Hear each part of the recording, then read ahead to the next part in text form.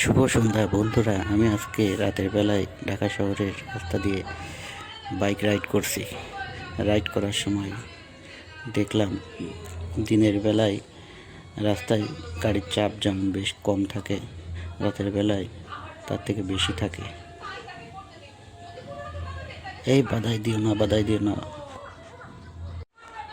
দেখেন কিভাবে wrong side দিয়ে গাড়িগুলো আসছিল এবং আমার বাইকের সাথে লাগাই দিচ্ছিল।